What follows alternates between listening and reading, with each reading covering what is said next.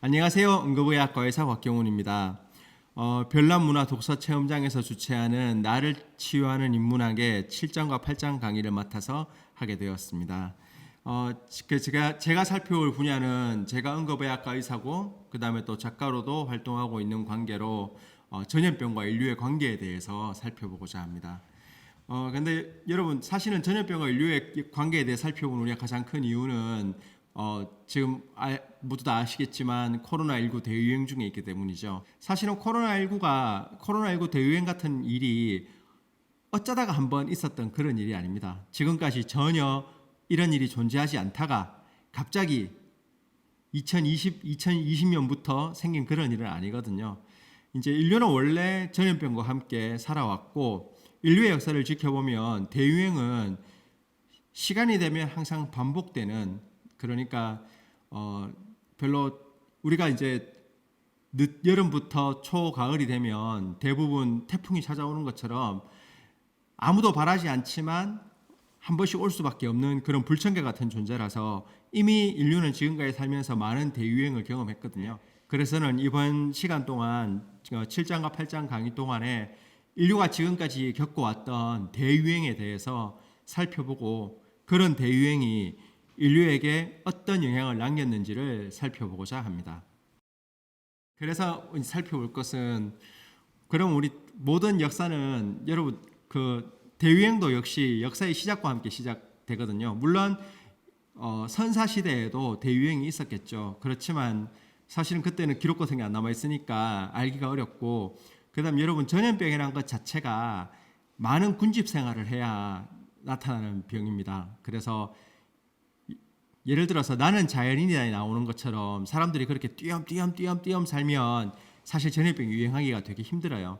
그래서 전염병이 유행하려고 하면 이제 어느 정도 국가가 만들어지고 사람들이 도시와 마을에 모여 살고, 그리고 이제 자급자족하는 삶을 사는 게 아니라 서로 교류하면서 살아야지만 전염병이 나타나게 되거든요. 그렇기 때문에 우리가 역사의 기록에서 살펴볼 수 있는 가장 최초의 전염병은 고대 그리스 시대로 거슬러 올라갑니다. 사실 고대 그리스 시대에 거슬러 올라간 이유 중에 하나는 역사 기록도 사실은 그때부터야 어느 정도 우리가 기록에서 찾아볼 수 있거든요. 그래서 여러분 고대 그리스 로마 시대라고 하면 뭐가 제일 먼저 떠오르시나요? 뭐 혹시 300, 좀 지난 영화지만 여러분 300이라고 옛날에 나온 영화 기억나시죠?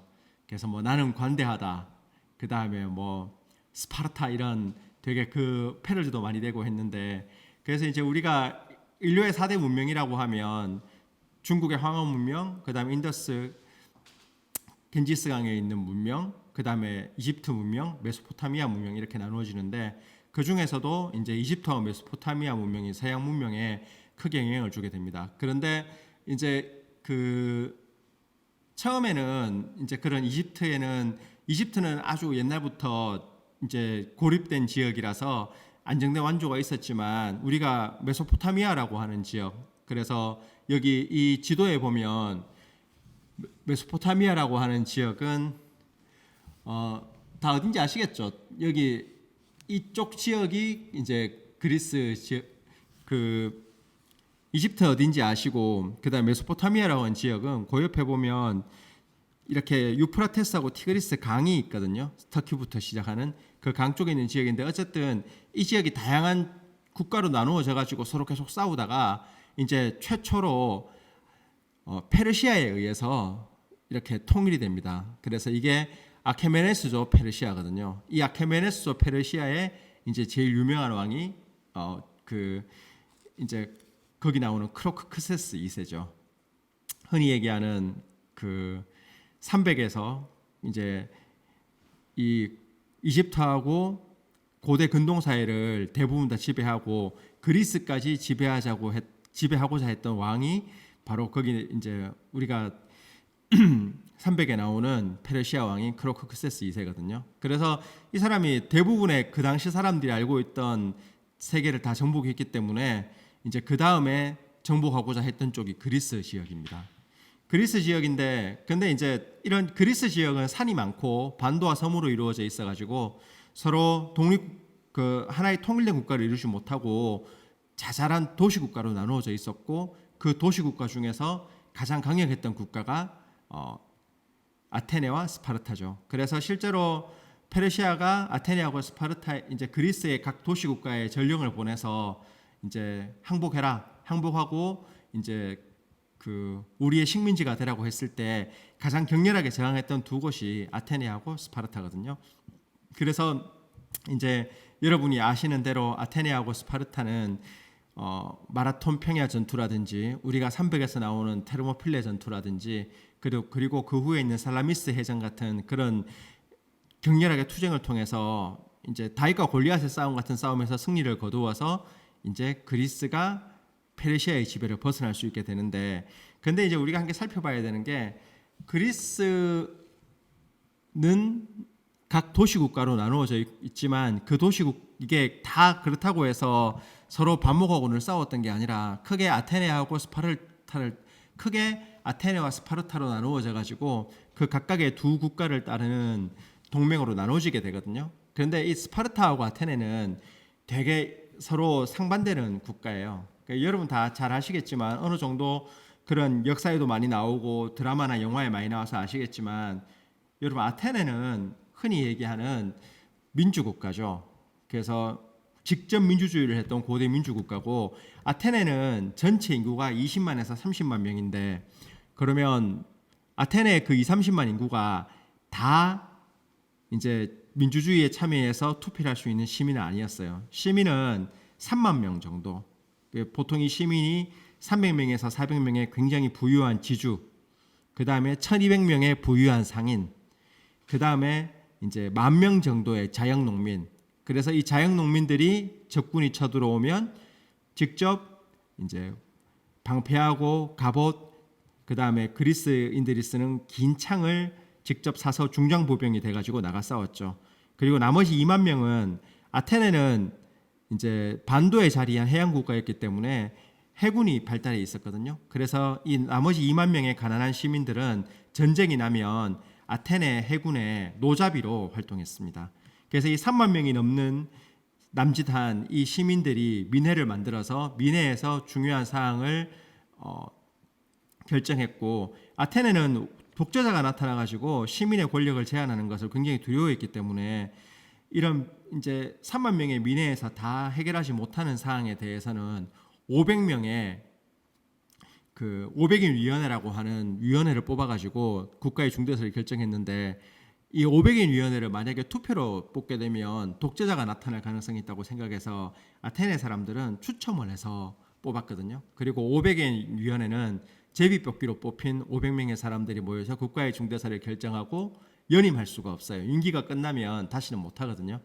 근데 이게 좀 이상하잖아요. 그 3만 명의 시민들 중에서 500명을 무작위로 제비뽑기에서 뽑아서 국가의 중대사를 결정할 수가 없겠죠. 그러면 적절하지 않은 사람이 뽑힐 수도 있고 중구난방으로 어떻게 그런 일들이 진행될 가능성이 많거든요. 그래서 실제로는 이 500인 위원회가 다스리는 게 아니고 그 군사위원회가 따로 있었어요. 10명의 군사위원회가 따로 있었고, 이 10명의 군사위원은 추첨으로 뽑는 게 아니라 이제 투표나 유력자가 이제 선호하는 사람들이 뽑혔고, 이 10명의 군사위원은 연임할 수도 있었어요.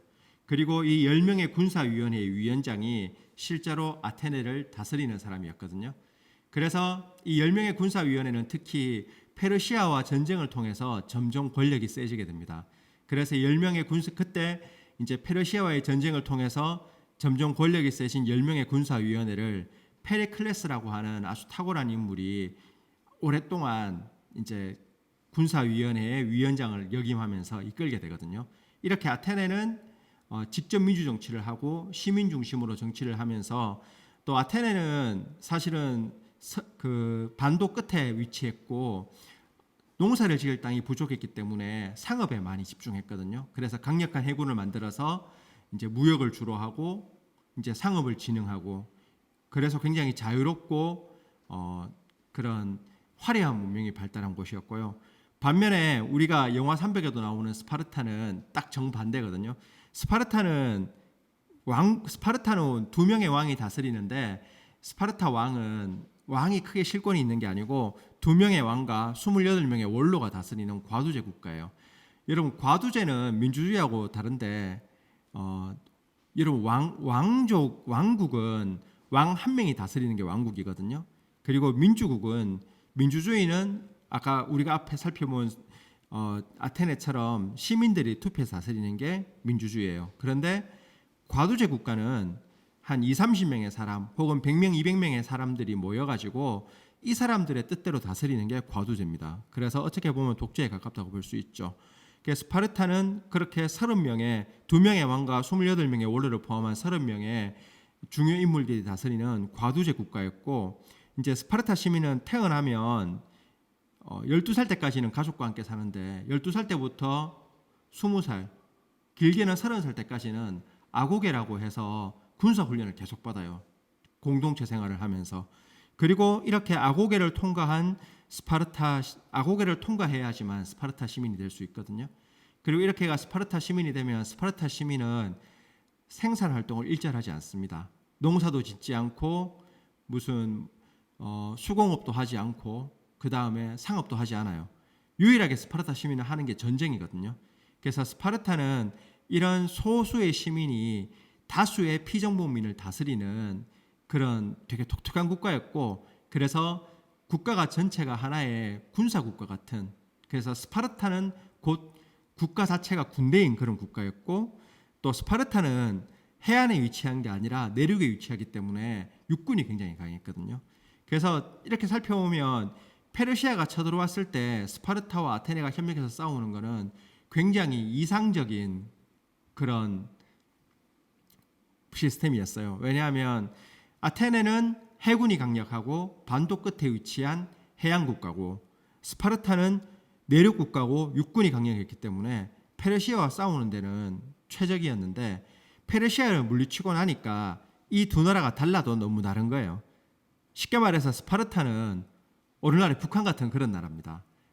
나라 전체가 군사국가, 경찰국가, 그 다음에 과두제로 이루어지는 독재국가고, 모든 시민은 12살 때부터 20살 때까지 혹은 12살 때부터 30살 때까지 아주 혹독한 군사훈련을 받으면서 공동체 생활을 해야 되는 국가예요. 그래서 예술이 발달한다거나 화려한 상업이 발달한다거나 화려한 문화가 발달하는 곳이 아니죠. 반면에 아테네는 물론 아테네도 여자, 어린아이, 외국인은 투표권이 없었어요. 노예도 마찬가지고. 그렇지만 아테네는 3만 명에 해당하는 시민은 동등한 권리를 누리면서 어떻게 하든 독재자가 나타난 것을 막으려고 노력하는 그런 민주주의 정치를, 직접 민주주의제를 가지고 있었고, 그 다음에 해양국가였고, 그 다음에 상업이 아주 발달해가지고 화려한 문화하고 모든 게 풍족한 국가였거든요. 그래서 이 두 나라가 결국에 페르시아를 물리치고 나니까 이 두 나라가 서로 누가 더 강력한 국가가 되는지를 놓고 싸우게 됩니다. 그래서 이 전쟁이 바로 유명한 펠로폰네소스 전쟁입니다. 사실은 이제 우리가 보통 서양 역사에서 최초의 제대로 된 역사책을 고르라고 하면 아테네 사람이죠. 헤로도토스가 적은 역사, 그 다음에 역시 아테네 사람인 투키디데스가 적은 펠로폰네소스 전쟁사, 이 두 개가 가장 인류의 역사에서 오래되고 제대로 된 역사책으로 생각합니다. 그리고 바로 이 투키디데스가 적은 펠로폰네소스 전쟁사에 인류 최초의 대유행, 아주 심각한 전염병이 유행한 기록이 나오게 됩니다. 그런데 제가 지금까지 이렇게 긴 얘기를 한 이유도 이 역사책에, 제대로 된 역사책에 등장하는 인류 최초의 전염병 유행에 대해서 말씀드리고자 했던 거거든요. 그래서 아까 전에 말씀드린 것처럼 페르시아를 물리친 스파르타와 아테네가 서로 반목에서 싸우게 되는 이 펠로폰네소스 전쟁에서 바로 아테네의 역병이라고 하는 전염병이 발생합니다. 이게 어떻게 된 거냐 하면, 이제 펠로폰네소스 전쟁은 그리스 전체가 아테네하고 스파르타로 나누어져서 싸운 전쟁이거든요.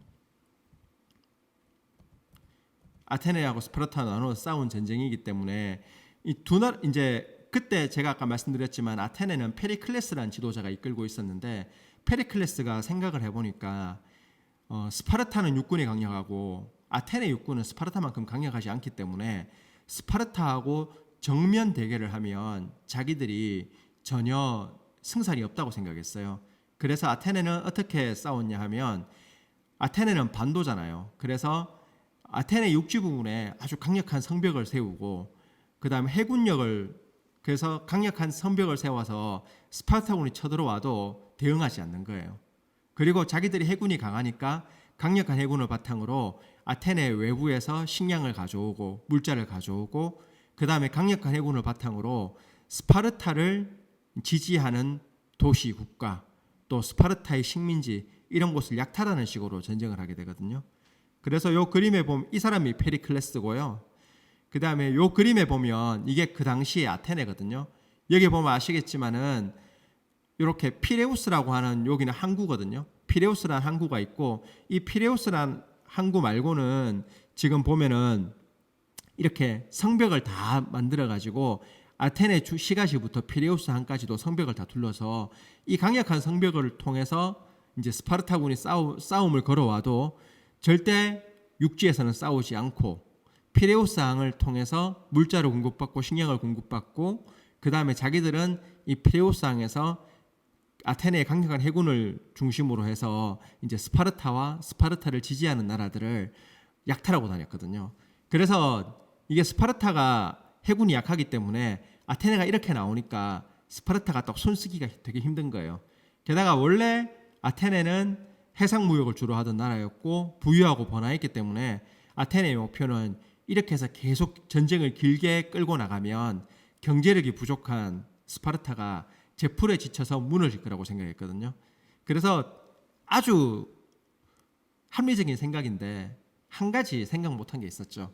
여러분 제가 말씀드렸지만 제가 아까 전에 이 글의 처음에서도 얘기했지만 전염병은 문명이 발전하면서부터 나타나게 됩니다. 그래서 아까 전에 제가 설명드린 대로 그 나는 자연인이다에 나오는 것처럼 사람들이 띄엄띄엄 산이나 들에 이렇게 한 명씩 살면 전염병이 발생이 되게 어려워요. 한두 명 걸리다가 말거든요. 그래서 전염병이 이상적으로 잘 걸리려고 하면 좁은 지역에 많은 사람을 수용하면 돼요. 근데 지금 아테네 보면 이제 원래 아테네 밖에도 사람들이 성벽 밖에도 사람들이 살았을 건데 이제 펠로폰네소스 전쟁을 하면서 스파르타의 육군하고 대응을 하지 않고 성벽을 지어서 싸우는 공성전에 나서면서 이 성벽 밖에 있던 시민들도 다 성 안에 들어와 살게 되거든요. 그래서 아테네 내부의 인구 밀도가 굉장히 높아집니다. 그리고 외부와 아테네가 원래 무역을 많이 하긴 했지만 이제 아예 아테네 주변에서는 식량을 구할 수 없으므로 농사를 못 지으니까요. 그 성벽 안에는 농사 지을 땅은 없거든요. 그러니까 모든 식량을 외부에서 수입해요.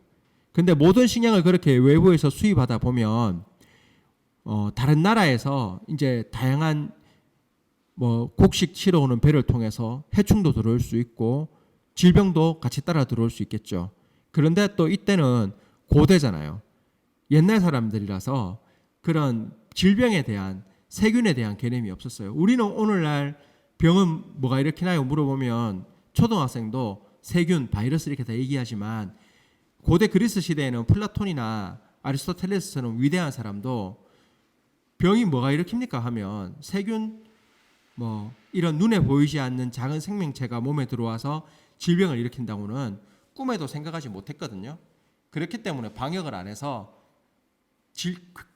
방역을 안 하고 좁은 공간에 사람들이 많이 모여 있고 그 다음에 외부에서 아주 먼 곳에서 계속 그런 물자를 실어 날라오면서 해충이라든지 그런 게 세균, 해충 이런 것들이 들어올 가능성이 높아지면서 전염병이 일어나기에 아주 좋은 조건이 됩니다.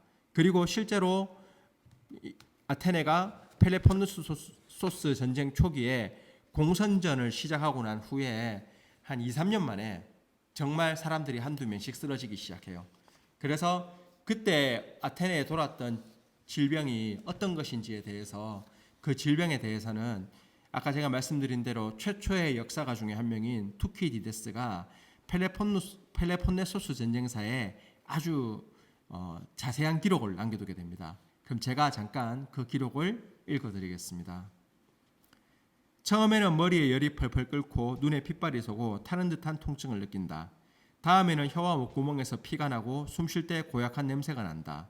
그런 후 목이 쉬고 재채기가 나며 짧은 시간에 가슴으로 증상이 번져 심하게 기침한다. 병이 심장까지 내려가면 경련이 일어나고 검은 액체를 토한다. 피부는 그다지 뜨겁지 않으나 붉은 반점이 나타나고 수포와 궤양이 생긴다. 사람들은 몸 안이 너무 뜨거워 불에 타는 것만 같이 느껴져 얇은 옷도 참아내지 못하고 벌거벗고 찬물에 뛰어들려고 한다. 그러면서 타는 듯한 갈증을 느껴 감시가 없는 틈을 타 몇몇 환자는 우물에 뛰어들기도 했으나 아무리 물을 마셔도 갈증은 완화하지 않는다. 앓는 내내 잠을 잘 수 없고 제대로 쉴 수도 없다. 대부분은 증상이 시작하고 7일에서 9일 사이에 사망한다. 7일에서 9일을 넘겨 생존하면 병은 배를 공격해서 심한 설사를 겪는다. 역병은 머리부터 발끝까지 몸을 구석구석 공격하고 최악의 증상에서 살아남아도 큰 흔적을 남긴다. 궤양으로 손가락과 발가락을 잃기도 하고 눈이 멀기도 한다. 몇몇은 기억을 잃어 가까운 친지조차 알아보지 못한다. 역병의 본질은 단순히 글로 완벽히 설명하기 어렵고 역병이 주는 고통은 인간이 감당하기 어렵다. 되게 무시무시한 질병이죠. 실제로 이 질병 때문에 아테네는 전체 인구의 3분의 1이 사망합니다. 그리고 펠레폰네소스 전쟁에서 이제 초기에 오랫동안 아테네를 이끌었던 정치 지도자 페리클레스도 페리클레스의 아들도 이 역병으로 사망하고요. 페리클레스 자신도 역병으로 사망합니다. 그래서 물론 이 역병만으로 아테네가 지진 않아요. 펠레폰네소스 전쟁은 27년 동안 지속되거든요. 그렇지만 이 초기에 있었던 이 역병의 영향을 아테네가 완전히 극복하지 못해서 최종적으로는 스파르타가 승리하고 또 스파르타 역시 이 27년 동안 싸운다고 너무 많은 힘을 소비해서 곧 무너져요. 그리고 테베한테 무너지는데 테베도 힘이 약해요. 그래서 이런 혼란스러운 와중에 그리스인이지만 그리스 사람들은 야만인이라고 생각했던 북쪽 마케도니아에 있던 마케도니아의 왕 알렉산더 대왕이 군대를 이끌고 그리스를 통일하고 나아가서는 페르시아까지 정복해서 이제 대제국을 건설하게 되거든요. 그래서 어떻게 보면 이 펠로폰네소스 전쟁 초기에 나타났던 아테네의 역병이 인류의 역사에 이제 좀 과장해서 얘기하면 이제 나비 효과처럼 해서 알렉산더 대왕의 출현을 만드는 원인 중에 하나거든요. 근데 과연 이 역병은 무엇이었을까요? 이게 보면 사실은 아직까지도 이제 우리 의사학자가 있거든요. 그러니까 의료와 관련된 역사를 연구하는 사람들인데 의사학자들 사이에서는 이 아테네 역병 전체가 아직까지도 논란 대상 중에 하나입니다. 왜냐하면 이게 우리가 앞으로도 살펴볼 질병들인데 언뜻 보면은 이거 패스트하고 되게 비슷하거든요. 림프절 패스트하고 되게 비슷해요.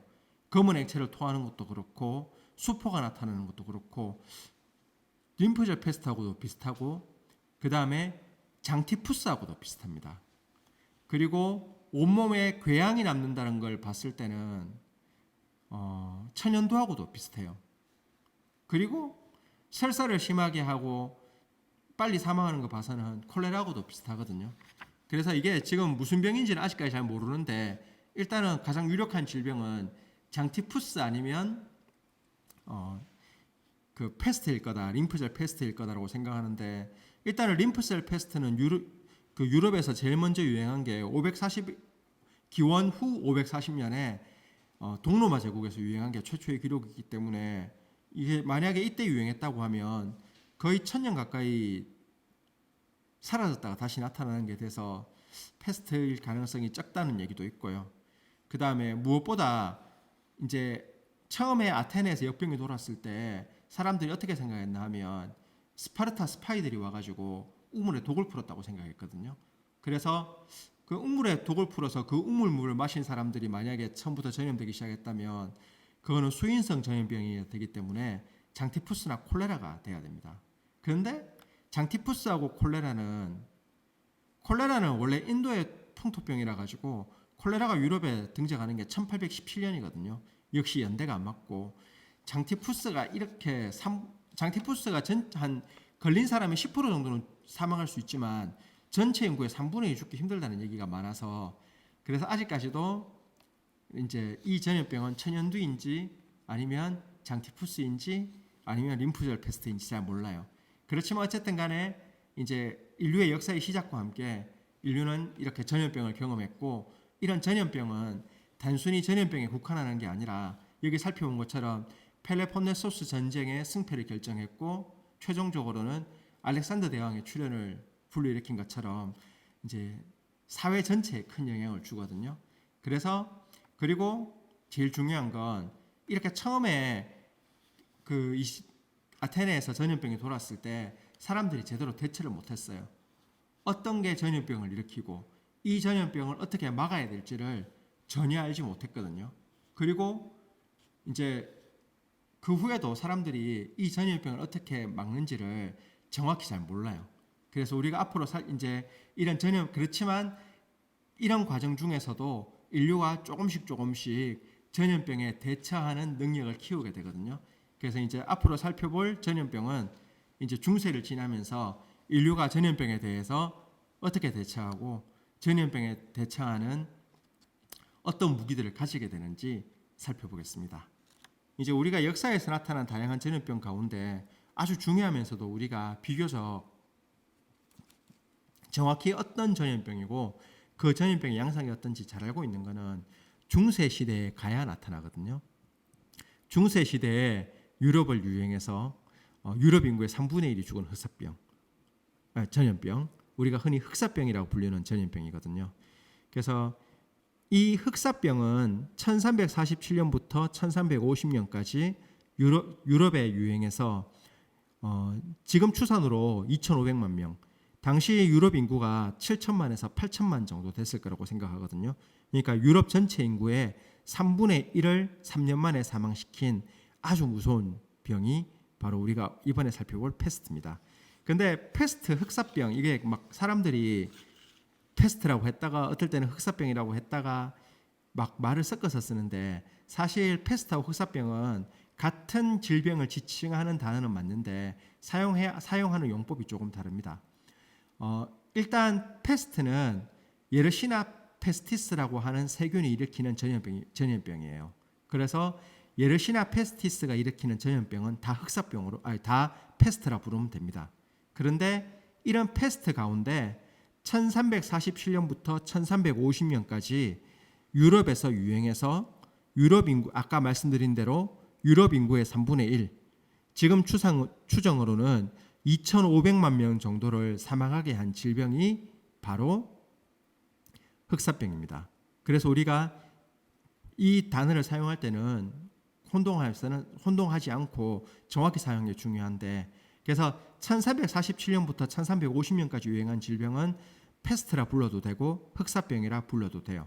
그렇지만 1347년부터 1350년까지 유럽에서 유행한 패스트를 제외한 다른 패스트 유행은 흑사병이라 부르면 안 됩니다. 흑사병은 딱 이 14세기 중반에 유럽에 유행해서 아주 끔찍한 결과를 남긴 이 질병만 흑사병이라고 불러요. 그래서 그럼 우리가 일단 패스트가 어떤 질병인지부터 살펴봐야 이해하기 쉬운데, 여러분 대부분의 그런 심각한 전염병은 인수공통 질환인 경우가 많습니다. 우리가 오늘날 지금 유행하고 있는 코로나19 역시 마찬가지죠. 인수공통 질환이란 얘기는 동물도 걸릴 수 있고 사람도 걸릴 수 있는 전염병을 얘기합니다. 그래서 이런 인수공통 질환이 큰 문제가 되는 이유는 사람도 걸릴 수 있고 동물도 걸릴 수 있기 때문에 사람 사이에서만 유행하는 질병은 유행의 한계가 있거든요. 사람 사이에서 유행하는 질병은 그냥 사람 사이 유행만 잘 통제하면 유행을 쉽게 끊을 수 있지만, 인수공통 전염병은 사람 사이에서도 유행하고 동물 사이에서 유행하기 때문에 그 사람 사이에서 유행을 막아도 동물 사이에서 유행을 막지 못하면 한참 시간이 흐른 뒤에 다시 나타나는 수가 있어요. 그래서 흑사병도 마찬가지거든요. 흑사병은 일단 이건 원래 그 설치류에서 유행하는 병입니다.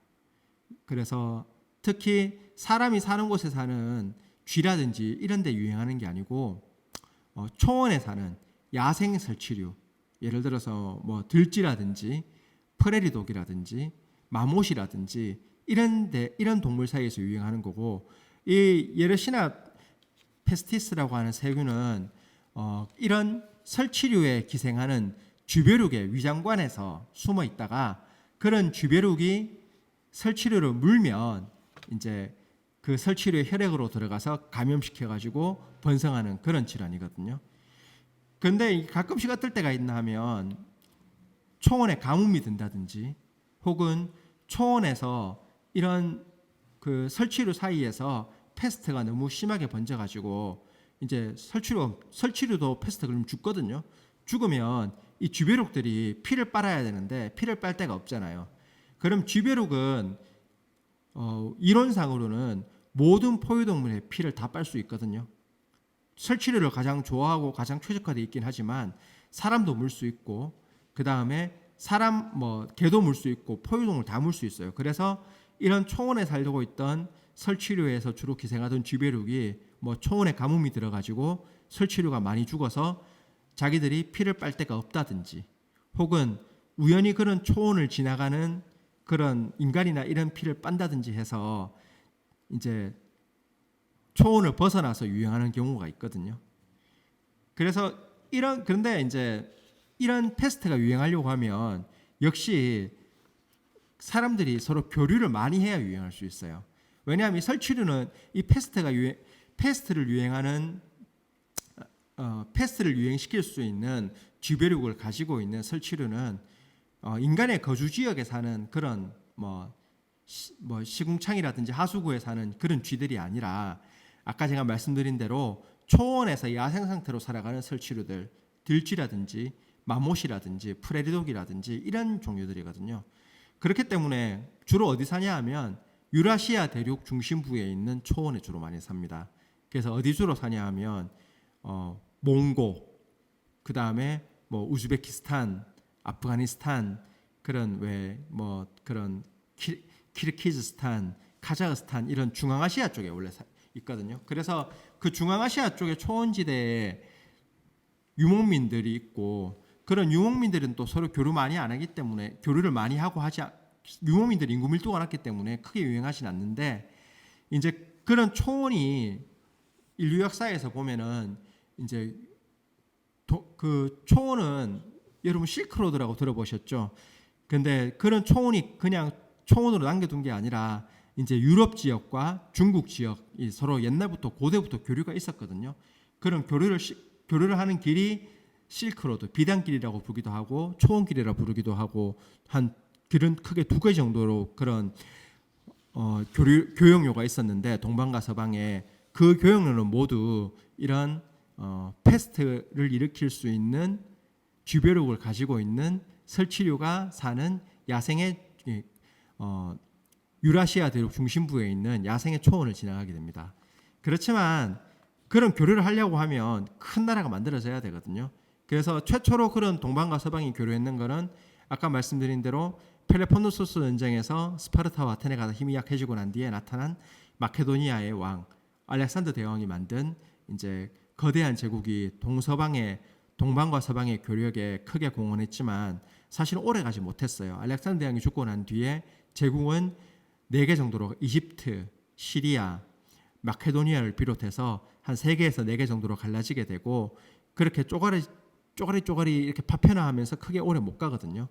그래서 최초로 그런 동방과 서방의 교역을 할 수 있을 정도로 큰 나라는 로마 제국이었는데 이제 근데 로마 제국 전성기에는 또 역시 교역이 크게 많아지진 않아요. 왜냐하면 로마 제국 전성기에는 그 로마 제국 동쪽에 페르시아 그 파르티아라고 하는 강력한 국가가 등장해가지고 로마 제국과 늘 전쟁을 벌였기 때문에 교역이 많이 일어나지 않거든요.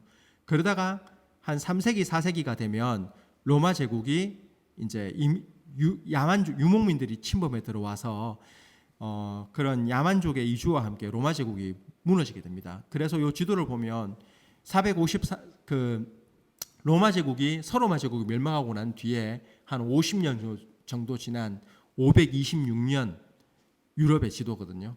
유럽의 지도를 보면 원래 여기 색깔로 표시됐던 부분은 모두 로마 제국의 영토였어요. 대부분이. 그런데 지금 보면 로마 제국의 영토로 남아있는 것은 그리스와 터키, 그 다음에 북부 이집트 정도를 다스리는 동로마 제국만 남아있고 일단은 스페인 쪽을 보면은 비시고트, 그러니까 서고트 왕국이 들어서 있고요. 그 다음에 이탈리아는 동고트 왕국이 들어서 있고 그 이탈리아 맞은편에 있는 옛날에 카르타고가 있었던 북부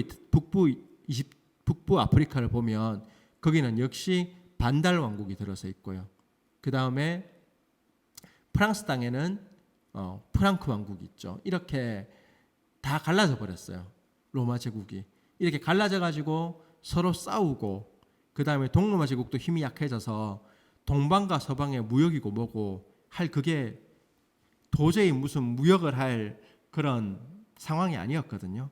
그런데 이제 한 20년 정도 시간이 지나게 되면 동로마 제국에서 유스티니아누스 대제라고 하는 아주 훌륭한 군주가 나타나게 됩니다. 그래서 그 유스티니아누스 대제는 아주 뛰어난 행정가였고, 그 다음에 밑에 보면 벨리사리우스라고 되게 유명한 장군이 있었거든요.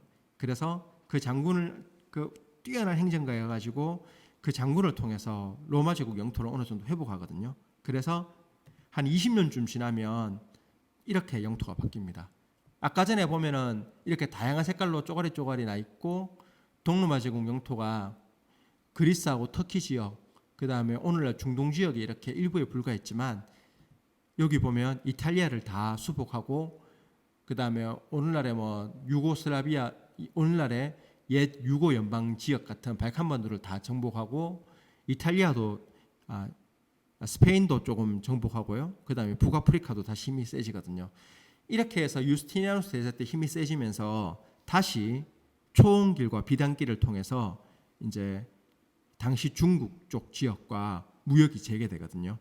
그런데 그렇게 무역이 재개되다 보니까 초원에 살고 있던, 우연히 그런 무역로를 따라서 초원에 살고 있던 설치류를 물던 쥐벼룩이 그런 무역하는 행렬을 따라서 이제 유럽으로 전해지게 되고, 또 그런 쥐벼룩이 가지고 있던 페스트균도 같이 전해지게 됩니다. 그래서 540년에 인류 역사에 기록된 최초의 페스트 유행이 발생하게 됩니다. 그래서 이게 처음에는 이집트에서 발생하거든요. 이집트에서 처음 발생한 이유는 당시 알렉산드리아나 이런 이집트 지역은 아주 번화한 항구 지역이었고, 그냥 중요한 무역 거점이었거든요. 그래서 사람들이 추정하기로는 비단길과 초원길의 교역로를 타고 중앙아시아 쪽에 있는 유라시아 대륙 중심부의 초원에서 이제 우연히 페스트균을 가지고 있는 쥐벼룩이 그런 무역상에 뭐 사람을 물었든 말을 물었든 아니면 그런 쥐들이 그런 무역상에 짐에 숨어들었던, 그렇게 이집트에 들어와서 이집트의 번화한 도시에서 유행을 일으킨 걸로 생각합니다. 이때 보면 당시에는 도시가 되게 발달해가지고 오히려 중세 시대에는 큰 도시라고 해도 인구가 5만 정도 되면 되게 큰 도시였는데, 이때는 유스티니아누스 대제가 다스리던 동로마 제국의 전성기 시대에 그 콘스탄티노플, 지금은 이스탄불인 당시 동로마 제국 수도의 전체 인구가 7-80만에 육박했다고 보거든요. 그리고 알렉산드리아도 인구가 최소 50만은 됐을 거라고 보기 때문에 이제 그런 질병이 발생할 좋은 요소가 만들어진 거죠. 특히 이제 그 초원에서 교역로를 타고 초원에서 온 쥐벼룩들이 도시에 오니까, 도시에는 쥐가 살잖아요. 그러니까 또 그런 쥐는 사람이 많이 사는 곳에 많이 살거든요. 사람이 먹은 그런 먹다랑긴 쓰레기라든지 음식물이라든지 이런 것을 먹고 살기 때문에 알렉산드리아라든지 당시의 콘스탄티노플처럼 인구가 수십만에 이르는 도시에는 역시 수십만에 이르는 쥐들이 살고 있었겠죠. 그리고 그런 쥐들이 페스트균을 가지고 있는 쥐벼룩에 물리면서 쥐들 사이에서 이제 페스트가 창궐하게 됩니다. 그래서 실제로 541년에 이르면 드디어 이제 맨 처음에 이집트에서 시작한 페스트균이 이제 그 동로마 제국 내의 교역로를 타고 541년에서 542년쯤 되면 드디어 인구 70만에서 80만이고 당시 세계 최고의 도시 콘스탄티노플에 상륙하게 됩니다. 그래서 그때 콘스탄티노플에서 유스티니아누스 대제의 신하이자 유명한 역사학자였던 프로코피우스가 그 자기가 경험한 페스트의 유행에 대해서 다음과 같은 역사 기록을 남기게 됩니다. 그래서 제가 프로코피우스의 그런 기록을 잠깐 읽어드리겠습니다. 역병이 두 번째 해에 이르러 콘스탄티노플에 도착했을 때 나는 우연히 거기 머물고 있었다. 질병은 다음과 같이 진행했다. 처음에는 예고 없이 갑작스레 발열이 시작했다. 몇몇은 잠에서 깨어났을 때 고열을 느꼈고 또 몇몇은 길거리를 걷던 중에 증상이 발생했다. 그래도 피부의 색은 변하지 않았고 발열도 생각만큼 뜨겁지 않았으며 염증도 거의 없었다. 그저 나른한 것에 가까워서 처음에는 환자와 의사 모두 심각한 문제라고 판단하지 않았다. 그러니 당연히 역병에 걸린 누구도 그 시점에는 자신이 죽으리라 예상하지 못했다. 그러나 몇몇은 그날 늦게, 대부분은 다음 날 겨드랑이 안쪽과 귀 아래 사타구니 같은 부분을 중심으로 부어오른 덩어리가 생겼다. 이때까지는 역병에 걸린 모두의 증상이 비슷하게 진행했다. 그러나 이때부터는 차이점이 두드러진다. 다양한 증상의 원인이 저마다의 신체적 특징 때문인지 아니면 신의 뜻에 따른 것인지 명확하지 않았다. 혼수에 빠진 사람이 있는가 하면 몇몇은 심한 선망을 보였다. 혼수에 빠진 경우 그저 끝없이 잠만 자는 것처럼 보였다. 그래서 돌보는 사람이 없으면 굶어 죽는 경우도 많았다. 반면에 선망에 빠진 사람은 불면증과 고통스러운 망상에 시달렸다. 누군가가 자신을 죽이려고 한다고 생각하여 흥분했고 소리치면서 뛰어다녔다. 그래서 돌보는 사람들이 매우 힘들었다. 그런 이유 때문에 사람들은 환자를 돌보고 치료하는 사람을 매우 동정했다. 환자를 돌보는 사람은 역병에 걸릴 위험이 클 뿐만 아니라 그 모든 과정에 고난을 겪어야 했기 때문이다.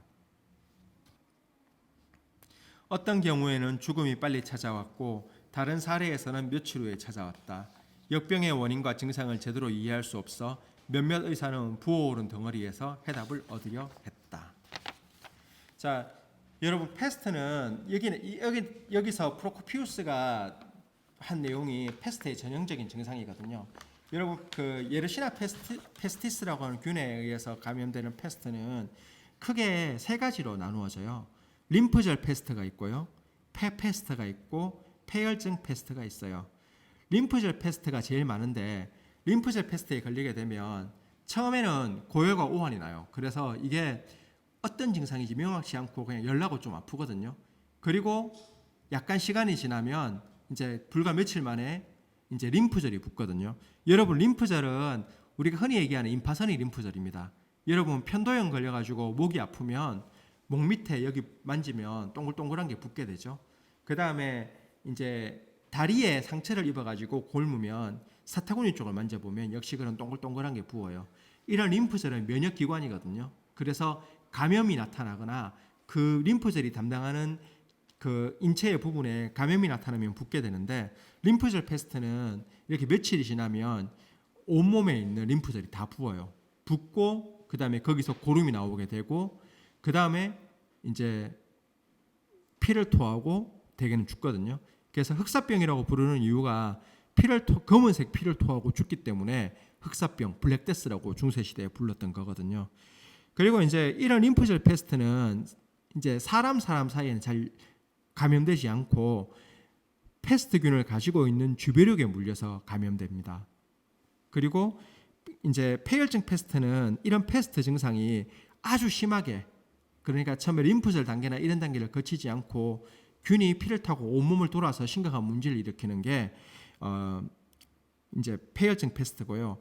폐패스트는 비교적 드물긴 한데 폐패스트는 림프절이 붙는 증상 대신에 심한 폐렴이 나타나요. 그래서 피 섞인 기침 같은 거, 가래 같은 거 막 하고, 이런 폐패스트는 주변력이 없어도 전염할 수 있습니다. 그러니까 폐패스트는 유일하게 공기 전염하거든요. 그래서 사람과 사람 사이에 전염이 가능하지만 사실은 패스트에 걸리면 대부분은 이렇게 림프절 패스트에 걸리게 되거든요. 그래서 이런 패스트에 걸리면 그러면 제일 중요한 거는 패스트에 걸리면 뭘 해야지 이 패스트가 사라지냐 하면 쥐를 없애면 사라집니다. 이게 폐패스트의 경우에는 사람과 사람 사이에 감염이 되지만 대개의 경우는 특히 림프절 패스트 같은 경우에는 패스트균을 가지고 있는 쥐벼룩에 물려야 감염이 되거든요. 그래서 아까 전에 제가 말씀드린 대로 이게 퍼지는 양상이 원래 초원에 있는 설치류 사이에서 유행하던 질환인데 이제 초원에 있는 설치류가 너무 많이 죽어가지고 쥐벼룩이 이제 새로운 먹이를 찾아서 인간의 거주지까지 오거나 혹은 이제 초원길이나 비단길을 왕래하는 상인의 짐이나 혹은 그런 상인이 타고 다니는 말에 그런 패스트균을 가지고 있는 주변력이 기생하면서 퍼지게 되는 거거든요. 그래서 사실은 그렇기 때문에 이런 패스트를 막는 가장 좋은 방법은 쥐를 통제하고 쥐의 숫자를 줄이면 패스트를 막을 수 있거든요. 그래서 이제 뭐 도시의 쓰레기라든지 전반적인 그런 위생 상태를 개선하면 막을 수 있지만 역시 고대 사람들은 그런 걸 알지 못했어요. 그래서 유스티니아누스 대제 시절에 이 패스트 유행할 때도 이 정확히 패스트균의 유행을 원인을 몰랐거든요. 주변력에 걸려서 물려서 걸린다고는 전혀 생각하지 못했고 일반적으로 당시 사람들은 어떤 식으로 생각했나 하면 당시 사람들은 이 패스트뿐만 아니라 대부분의 질병은 공기 때문에 걸린다고 생각했습니다. 그래서 우리의 생각하고 다르게 뭐 해충에 물려가지고 병에 걸린다고 생각하지 않았어요. 대부분의 사람들은 공기가 나빠서 오염된 공기를 마시면 병에 걸린다고 생각했거든요. 예를 들어 우리가 모기한테 물려서 걸리는 대표적인 전염병인 말라리아도 말라리아란 말 자체가 나쁜 공기란 뜻입니다. 원래 어원이. 그래서 고대 사람들은 무조건 질병은 나쁜 공기를 마시면 걸린다고 생각했거든요. 그래서 어쨌든 이 541년부터 542년까지 유행해서 당시 콘스탄티노플 인구가 70만에서 80만 정도였는데 그 중에 한 3분의 1 정도, 한 30만 명, 그러니까 한 40% 정도죠. 어떻게 보면 40% 정도를 사망시킨 패스트 대유행이 사라져요. 그리고는 541년에서 542년이 지나면 사라지고 원래 여러분 대유행은 시간이 지나면 영원히 지속되는 게 아니라 몇 년 지나면은 그냥 슬그머니 사라지거든요. 그리고는 이 패스트 대유행이 한동안 나타나지 않아요. 그래서 이 패스트 대유행이 나타나지 않는 원인은 뭐 다양한 원인이 있지만 어떤 기후 조건이나 그런 조건이 이 쥐가 번성하기 힘든 기후 조건이 됐다는 얘기도 있고 아니면 조금씩 소규모 유행을 하고 있었는데 아주 대규모 유행을 하지 않았기 때문에 몰랐다는 얘기도 있거든요. 어쨌든 이렇게 패스트 541년부터 542년까지 이제 동로마 제국에서 유행했던 대유행이 사라지고 그러면서 유럽은 이제 중세 초기에 보면 되게 그런 번영하는 시대가 찾아오거든요. 이 번영하는 시대는 기후와 관련이 있는데 우리가 900년부터 1300년 그러니까 10세기부터 14세기 초까지 유럽이 유례 없이 따뜻한 시기가 됩니다. 그래서 얼마나 따뜻했나 하면 오늘날에 여러분 그린란드라고 보면 그린란드라는 곳 아시죠? 그린란드는 지금 보면 저 북쪽에 북극해 쪽에 있는 그런 땅이거든요. 이제 미국 쪽에 더 가깝긴 하지만 덴마크가 다스리는 땅인데 아이슬란드하고 그린란드는 오늘날에는 빙하에 이렇게 묻혀 있고 엄청 춥고 여름이 되게 짧은 곳이거든요. 그런데 그래서 사실은 그린란드는 녹색의 땅이 아닌데 그 그린란드로 이름 붙은 가장 큰 이유는 옛날에는 녹색 땅이었기 때문에 그런 거거든요. 이 900년부터 1300년까지 유럽뿐만 아니라 전 세계 기후가 유례 없이 온난화됩니다. 그래서 왜 그런지는 정확히 알 수 없지만 너무 따뜻해져서 아이슬란드하고 그린란드에서 포도를 재배할 수 있을 정도로 따뜻해지거든요. 그래서 이때를 이제 우리가 리틀 옵티멈이라 부르거든요. 그래서 옵티멈이 이제 이상적인 걸 옵티멈이라고 하잖아요. 그래서 작은 이상향이라고 리틀 옵티멈이라 부르는데 이때 기후가 따뜻해지고 아주 온난해지면서 이제 이때는 기후 온난화에 문제가 나타나는 게 아니라 온난화에 이제 좋은 기능만 나타나거든요. 그래서 경적지가 확대되고 식량 생산이 많아져요. 그래서 유럽의 인구가 엄청 증가해요. 유럽의 인구가 엄청 증가하고 그리고 그래서 서유럽이 되게 잘 살게 되거든요. 그래서 이렇게 잘 살게 된 서유럽이 돈도 많아지고 하니까 이때 뭘 하냐 하면 이제 본격적으로 십자군 원정을 떠나거든요. 그래서 그 이슬람 교도로부터 예루살렘과 성지를 탈환하겠다는 원정을 하면서 또 서유럽과 동방의 교류가 많아져요. 그런데 문제가 뭐냐 하면 1300년도가 지나면 온도가 정상으로 돌아갑니다. 그런데 정상으로 돌아가는 정도가 아니라 이번에는 소빙기라 그래가지고 평균보다 온도가 더 떨어져요. 그러니까 한 400년 동안 따뜻하고 농사짓기 좋은 온도가 계속되면서 인구가 많아졌는데 14세기 초반이 되면 갑자기 기온이 확 떨어지는 거예요. 그래서 식량 생산량은 확 줄어요. 그랬는데 이때 또 어떤 일이 발생하냐 하면 한 1200년대 후반에 가면 징기스칸이 나타나서 몽고 제국을 건설하거든요. 그래서 이렇게 몽고 제국을 건설합니다. 그래서 이렇게 엄청난 큰 제국을 건설하는데 여러분 징기스칸이 이게 우리가 착각하고 있는 게 몽고 사람들이 어디 진짜 말도 안 통하는 에일리언이나 프레데터처럼 엄청 싸움은 잘하는데 말도 안 통하는 외계인 같은 야만인들이 나타나가지고 마구잡이로 사람만 죽이고 다녔던 것은 아닙니다. 징기스칸과 그 징기스칸의 몽고 제국은 징기스칸의 손자인 쿠발라이 칸 때가 되면 크게 번성하는데 이제 그렇게 제국이 번성한 이유는 이렇게 넓은 땅을 통치하면서 그러니까 우리나라하고 중국부터 시작해서 러시아 지역까지 다 통치하면서 동방과 서방의 교역을 엄청 증진하거든요. 비단길을 통해서. 그래서 그 무역을 통해서 엄청난 수익을 얻었기 때문에 제국이 지속할 수 있었는 거거든요. 그래서 여러분 마르코 폴로의 동방경문록 아시죠? 그 동방경문록을 적은 마르코 폴로가 바로 이제 몽고 제국의 최전성기, 그러니까 징기스칸의 손자인 쿠발라이 칸 시절에 쿠발라이 칸의 궁정에서 일했던 사람이죠. 물론 마르코 폴로의 기록에는 과장이 많이 섞여 있지만 그거는 그 시대 사람의 그 시대 사람에서 공통적으로 나타나는 한계고, 이제 여기 보면 이렇게 그렇게 마르코 폴로, 이탈리아 베니스 사람이 마르코 폴로가 이제 몽고 제국 황제의 궁정에 가서 일할 만큼 세상이 많이 교류하게 되거든요.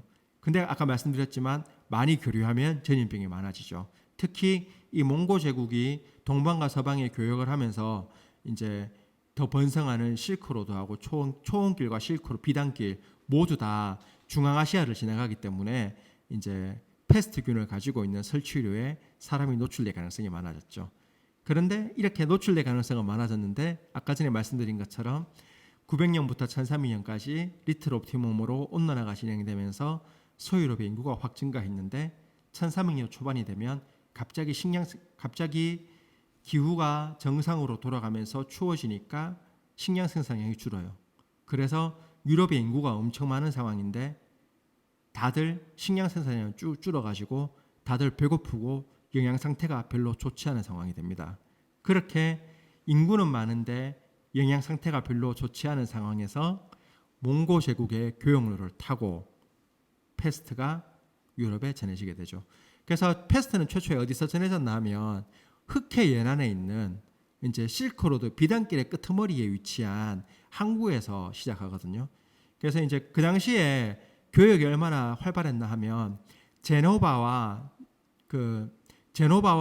베네치아 같은 이탈리아의 항구 도시는 흑해 연안 지역에 자기들 그 상업 전진 기지가 있었어요. 그래서 흑해 연안에 있는 제네바 상인들이 주로 많이 거주하던 그런 교역 도시에서 패스트가 발생하고, 이제 이게 일종의 이게 전설 같은 거라서 정말 이 경로를 타고 통했는지는 모르지만 그 흑해 연안에 있는 패스트가 창궐한 도시에서 제네바 상인들의 무역선이 출발해요. 그래서 그 제네바 상인의 무역선은 출발해서 어디로 가게 되냐 하면 아까 요 지도에 보면 이탈리아 맨 밑에 보면 이탈리아 장화처럼 생겼는데 장화 끝에 보면 큰 섬이 하나 있죠. 시칠리아거든요. 시칠리아의 가장 큰 도시인 팔레르모에 가게 된다고 합니다. 그래서 이 교역선의 선원들이 교역선에 패스트균을 가지고 있는 주배력이 기생하는 쥐를 태우고, 그리고 자기들도 그 주배력에 물려서 패스트에 걸린 채로 팔레르모에 도착하고, 근데 그 당시에는 그런 병이 있다는 걸 몰랐으니까 또 팔레르모에 도착했을 때는 아직 잠복기라서 선원들이 건강했다고 합니다. 그렇게 해서 시칠리아부터 시작해서 유럽으로 패스트가 퍼지게 됩니다. 그래서 1347년부터 1350년까지 아까 제가 말씀드린 대로 지금 추정으로는 유럽에서 2,500만 명, 당시 유럽 인구가 7천만에서 8천만으로 추정하거든요. 그래서 유럽 인구의 3분의 1이 죽는 그 유명한 흑사병, 제가 말씀드린 대로 우리가 수많은 패스트 대유행 중에 1347년부터 1350년까지 유행한 대유행만 패스트라 부르거든요. 그래서 흑사병이 유행하게 되죠. 그래서 이 시대에도 기록이 되게 많이 남아 있어요. 그래서 제가 그 흑사병이 유행했을 때 있었던 기록을 몇 개 좀 읽어드리겠습니다. 1347년 도시에서 큰 역병이 발생했다. 역병은 너무 심각해서 환자가 발생하면 돌보던 사람까지 역병으로 사망했으며 나흘이 지나도록 살아남는 사례는 거의 없었다. 의사조차 처음 보는 낯선 질환이라 치료법을 알지 못했다. 아무도 무엇을 해야 할지 몰라 두려웠고 환자가 발생하면 가족 전체가 몰살하는 사례가 흔했다. 사람뿐만 아니라 개와 고양이, 닭, 소, 당나귀, 양 같은 염소도 죽었으며 회복하는 경우는 거의 없었다. 환자의 사타구니와 겨드랑이에 혹이 생기고 갑작스레 열이 났으며 피가 섞인 침을 뱉었다. 특히 피를 뱉은 환자는 아무도 회복하지 못했다. 공포가 모두를 짓눌러서 질병이 퍼지자 집을 버리고 달아났다. 어떤 이는 도시로 도망쳤고 몇몇은 시골로 향했다. 의사도 환자처럼 속수무책으로 죽어 치료할 환자를 찾기 어려웠다. 겨우 의사를 찾으면 그들은 터무니없이 비싼 진료비를 요구했고 진료할 때에도 향이 강한 약초를 코에 대고 고개를 돌린 채 환자의 맥박을 살피고 소변을 검사했다. 아들은 아버지를 버렸다. 남편은 아내를, 아내는 남편을, 형제는 형제를, 자매는 자매를 버리고 달아났다. 도시는 죽은 자를 매장하는 곳으로 전락했다. 많은 사람이 고해성사도 하지 못하고 사망했으며 눈에 띄지 않는 곳에서 외롭게 죽었다. 심지어 굶어 죽은 사람도 있었다. 집안에 환자가 발생하면 나머지가 이렇게 말했다. 의사를 데려올게. 그러나 문을 닫고 밖으로 가서는 다시는 돌아오지 않았다. 그러면 버림받은 환자는 고요가 굶주림에 시달리며 죽어갔다. 많은 사람이 가족에게 자신을 버리지 말라고 간청했으나 저녁이 다가오면 가족은 말했다. 밤낮으로 너를 돌보고 있으니 웬만하면 밤에는 우리를 부르지 말거라. 손에 닿는 곳에 빵, 와인, 물을 둘 테니 필요하면 먹으렴. 그리고는 환자가 잠들면 가족은 달아나서 돌아오지 않았다. 운이 좋아 다음 아침까지 살아남아 창문까지 기어가서 요행이 지나가는 사람을 발견하여 도와달라고 소리쳐도 실제로 도우러 오는 사람은 없었다. 아무도 환자가 있는 집에 들어가려 하지 않았고 환자가 있는 집에서 나온 사람과도 접촉하지 않으려 했다.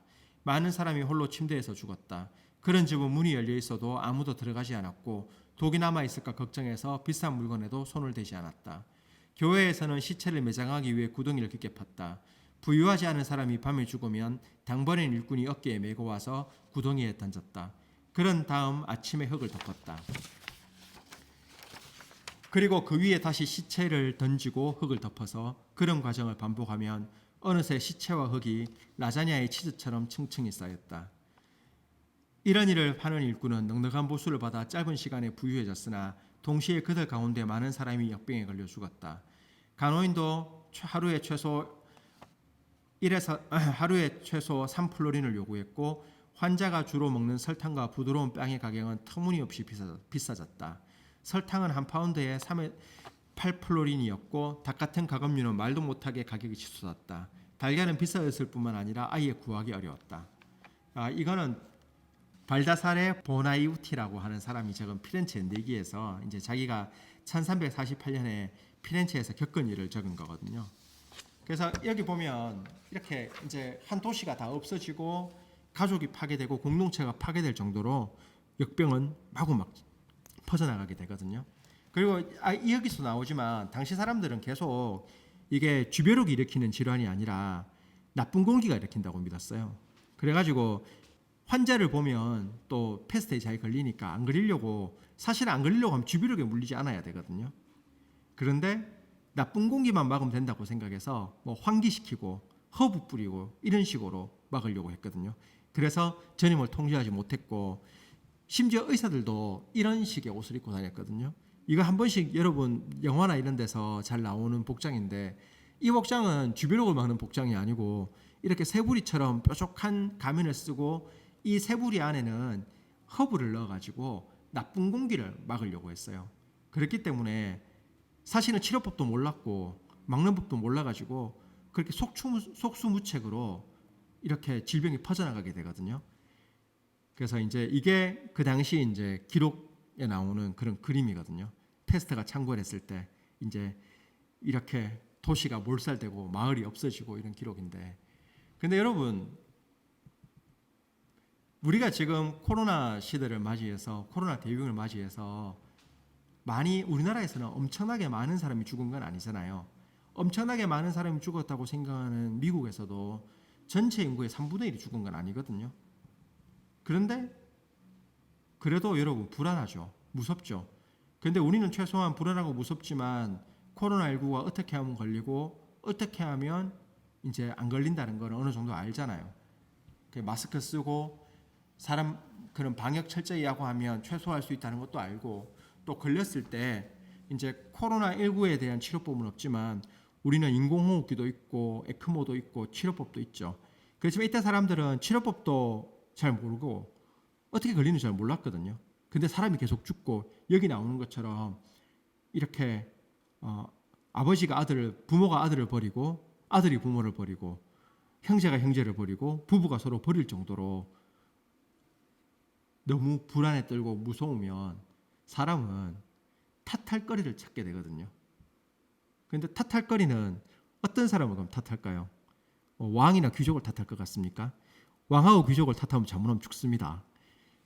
내보다 더 강력하고 무서운 사람을 탓하진 않아요. 어떤 사람을 탓하냐 하면 우리 사회에서 소규모고 소수고 작고 힘없고 게다가 평소에 마음에 안 들던 사람한테 너네 때문에 전염병이 창궐한다. 너네 때문에 이런 재앙이 닥쳤다고 하게 되거든요. 그래서 실제로 우리가 20세기 초반에 일본에서 1920년대 관동 대지진이라고 되게 큰 지진이 있어가지고 일본에서 엄청나게 많은 사람이 죽으니까 그때 일본인 사이에서 어떤 소문이 퍼졌나 하면 조선놈들이 우물에 독을 뿌리고 다니고 이 대지진을 이용해서 부녀자를 강간하고 다닌다는 소문이 발생해서 이제 일본에 그 당시에 살던 조선인들 즉 한국 사람을 학살하게 되죠. 그런데 이때 흑사병이 유행하던 중세 유럽에서도 똑같은 상황이 벌어지게 됩니다. 그래서 그 어떤 상황이 벌어졌는지는 그 당시에 남아있는 기록을 제가 다시 조금 읽어드리겠습니다. 해가 바뀌자 몇몇 사람이 하나님에 대한 두려움을 내려놓을 뿐만 아니라 전하의 명령도 무시하도록 군중을 선동했다. 그들은 악마에 사로잡혀 무기를 들고 유대인 거주지를 향했다. 도끼를 비롯한 다양한 무기로 거주지 출입구를 돌파하며 다음과 같이 외쳤다. 반역자를 죽여라. 그들은 사악한 말을 외치는 것으로 만족하지 못해 창, 돌, 화살로 유대인의 집을 부수었다. 도둑처럼 유대인의 집을 약탈했고 자기네에게 불리한 온갖 문서를 불태웠다. 급기야 유태인을 살육했으며 운 좋게 살아남은 유태인도 심하게 두들겨 맞고 고문당했다. 이거는 1348년 카탈루니아 지역의 타레가에서 유대인 공동체에 발생한 유대인 공토제 습격에 대해서 그 당시 타레가 지역을 다스리고 있던 아라곤 왕에게 보내는 보고문입니다. 또 한 개 더 읽어드릴게요. 20명 넘는 사람이 살해당했으나 아무도 그만두라고 말하지 않았다. 폭동이 계속되자 갑작스레 폭풍이 몰아쳤고 그러자 유태인을 약탈하고 살해하던 폭도도 폭우와 번개가 두려워 잠시 떨었다. 그때 주님께서 폭도를 혼란스럽게 만든 틈을 이용하여 도시의 장로들이 살아남은 유대인을 구출했다. 그러나 폭우와 번개가 폭도를 혼란스럽게 하기 전에 그들이 외치기를 열방 중에 유태인을 멸하자. 앞으로 아무도 이스라엘을 모르게 하자고 했다. 주님 부디 선한 일에는 상을 주시고 스스로 악한 일을 행한 자에게는 고통으로 심판하소서. 며칠 후 세르베라에서도 폭동이 일어나 유대인 18명을 죽이고 약탈했다. 살아남은 사람은 도망쳐서 옷을 찢고 얼굴에 재를 바른 후 금식하며 주님께 회개했다. 사흘 후 고행의 날을 맞이하여 타레가에서도 폭동이 일어나 유대인 300명을 죽여 수로에 버렸고 약탈했다.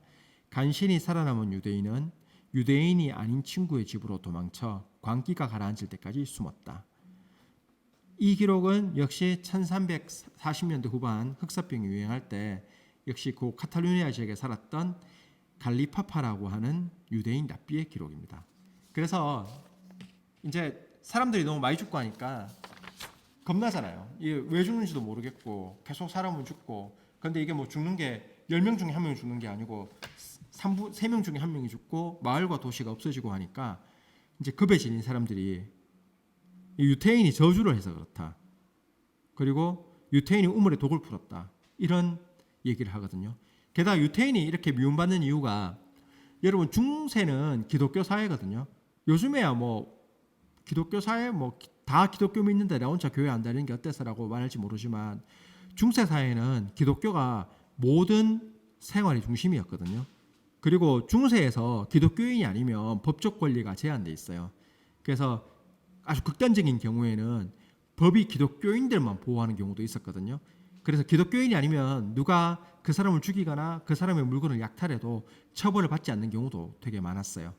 그리고 또 기독교인들은 그런데 성경에서 그 많은 직업을 할 수가 없거든요. 그래서 기독교인들이 어떤 직업을 못하냐 하면 사채업자를 못합니다. 중세 기독교인들은 고리 대금업을 하기 어려워요. 그래서 그런 고리 대금업을 주로 유태인들이 했거든요.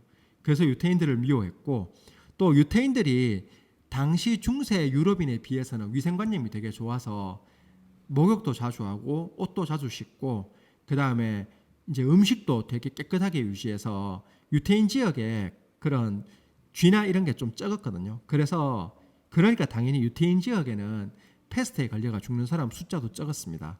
그래서 이제 그 사람들이 유태인이 얘들은 원래 우리가 미워했고 우리는 지금 되게 불안하고 사람도 많이 죽는데 유태인들은 적게 죽으니까 유태인을 박해하거든요. 그래서 이게 중세 시대에 이렇게 유태인을 유럽의 다양한 곳에서 우리가 살펴본 기록은 카탈루니아 지방이니까 오늘날의 바르셀로나 근처 지방 그 스페인 지방인데 그뿐만 아니라 독일이든 프랑스든 영국이든 이렇게 다양하게 유태인을 학살하는 그런 일이 벌어지거든요.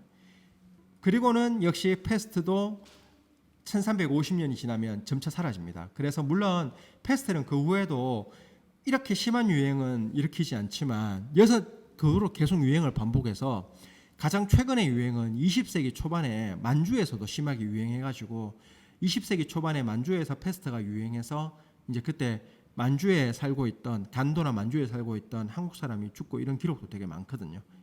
그리고 또 그 패스트가 우리나라 그 한국 북부에도 이제 지금 북한 지역에도 창궐 하고 그때 일제 시대 때 그런 일이 있었거든요. 그래서 일단 그렇지만 이제 우리가 패스트도 점차 줄어드는 게 사람들이 이제 옛날과 달리 시간이 지나면서 패스트가 쥐벼룩 일으킨다는 것도 알게 되고 그래서 해충을 구제하고 쥐 숫자를 통제하면서 패스트도 어느 정도 방해할 수 있게 되면서 지금은 점차 잊혀진 질병이 되었는데 우리가 이 패스트 대유행을 통해서도 배울 수 있는 것은 역사에 나타난 전염병을 우리가 지금까지 살펴보면서 오늘날 코로나19 대유행에서 어떤 교훈을 얻을 수 있을지를 살펴보는 건데 보면 중세시대 때도 이제 이렇게 패스트가 발생해서 대유행이 전염병이 발생하니까 사람들이 그 분노, 긴장과 그 불안을 이기지 못하고 이렇게 사회에서 가장 약하고 이제 소외된 사람을 공격하게 되거든요. 근데 우리가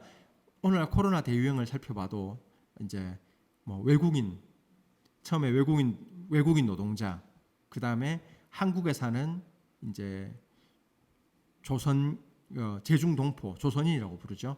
조선인이나 아니면 중국인 이주민 그런 사람을 맨 처음에 우리가 이제 감염의 원인으로 지목하고 공격했고 그 다음에 이태원의 클럽에서 또 집단감염이 발생하니까 그때는 성소수자를 또 이 사람들 때문에 그렇다고 얘기했고 애시당초 맨 처음에 2000년 3월에 대구에서 대유행이 발생했을 때는 이제 신천지 교회 그러니까 소수파 어떤 약간 특이한 종교를 믿는 사람들을 공격했죠. 그래서 살펴보면 우리가 이제 700년 가까이 지나서 우리가 되게 중세 시대 사람들보다 되게 많이 현명해지고 훨씬 더 세련된 사고를 한다고 생각하지만 실제로는 중세 시대 사람들이 패스트를 흑사병의 유행에 직면해서 유태인들을 핍박한 것처럼 오늘날 코로나를 맞이한 우리도 똑같이 이제 사회에서 소외되고 약한 사람들을 이제 희생양으로 삼고 있는 건 아닌지.